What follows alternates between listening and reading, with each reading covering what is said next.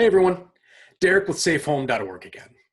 Today we have another great service to take a look at, ExpressVPN.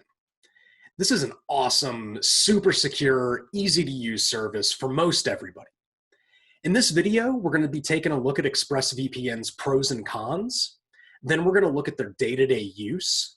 We're going to discuss their performance, and we're going to unpack some of their more advanced security features.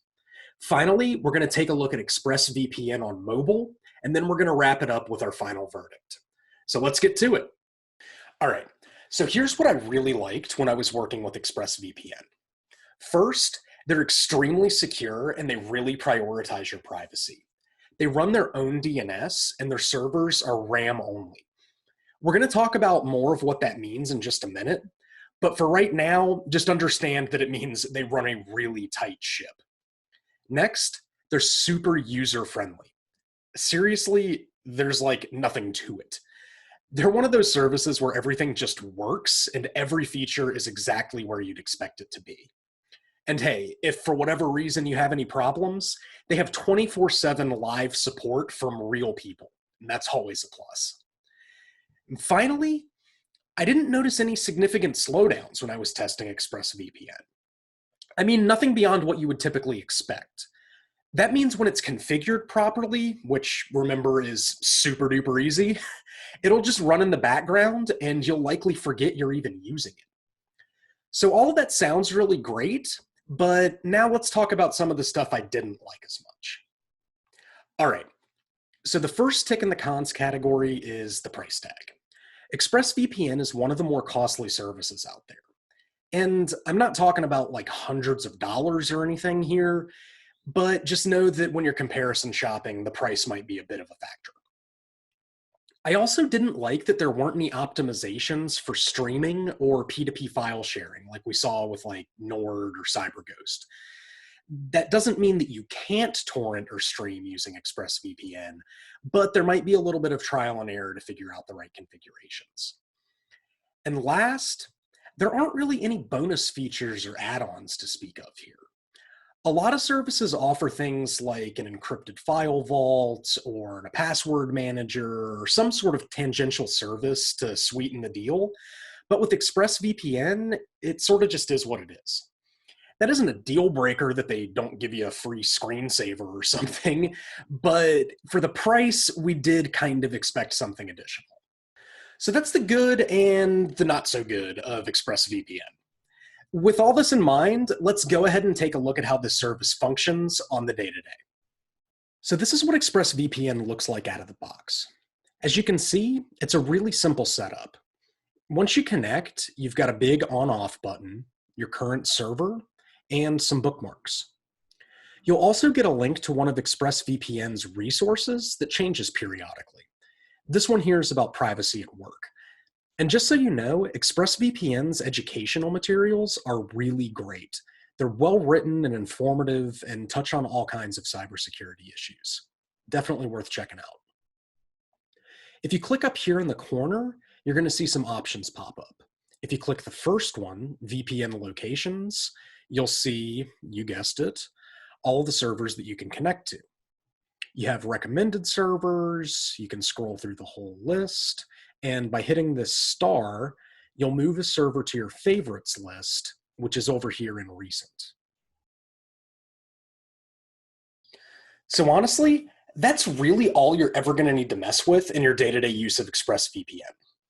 Like I said, it's super easy to use, it's really intuitive, and everything just works. That said, let's pop the hood and take a look at some of the more advanced settings. So if you go up here to Preferences, you can tinker with things a little bit. Under the General tab, there are two interesting items that I wanted to point out. First is the Network Lock, which is their way of saying kill switch. This will terminate your internet connection if your VPN service is ever interrupted. This prevents your real IP address from ever becoming exposed, and that's pretty important to folks like torrenters who usually want complete privacy. And down here, you've also got split tunneling.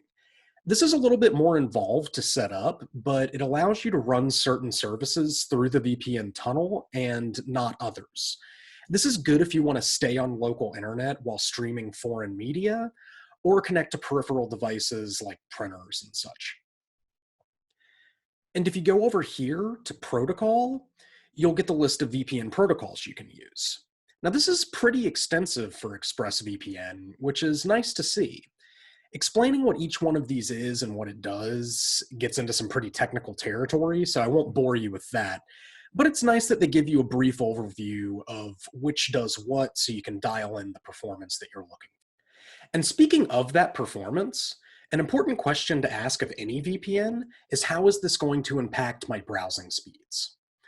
The answer with ExpressVPN, though, is not that much. And that's always what you want to hear. However, there is a caveat here. I want to point out one sticky point. So this is our point in time test, and this gives us the baseline speed without the VPN.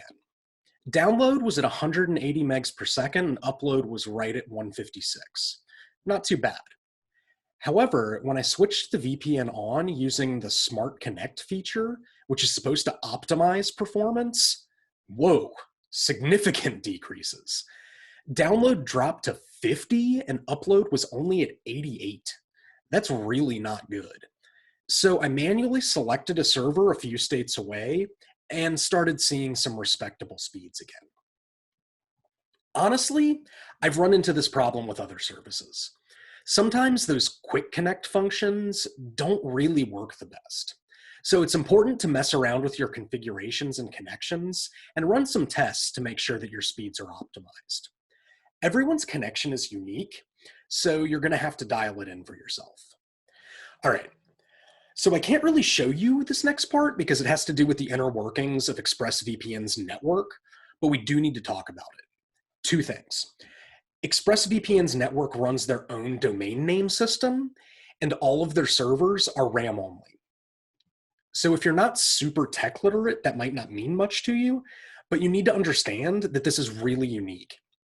The internet works by using what's called the domain name system, or DNS for short. This is super simplified, but stick with me. Basically, when you type safehome.org into your address bar, that request goes to a DNS server, which locates the corresponding IP address to that URL, sends it back to your computer, and then you connect. So when you're running a VPN, sometimes those requests leak out of the encrypted tunnel your traffic is supposed to be traveling to, and that leads to exposure and privacy threats. Since Express runs their own system, there's no risk of this happening. Also, since their servers are RAM only, there's no way that your traffic information can be stored like it would if they were using hard drives. In fact, whenever one of ExpressVPN's servers reset, the whole thing is wiped and rewritten. This is like the gold standard of privacy, and ExpressVPN is on a pretty cutting edge in this regard. Okay, so before I give you the final wisdom here, I did want to talk about one last thing, ExpressVPN's mobile app. I've got to say, this is one of the better apps I've ever used.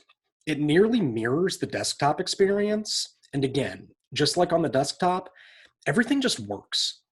You have the same list of servers and same options for protocols. Although it's slightly truncated, it does give you some pretty solid options for customization.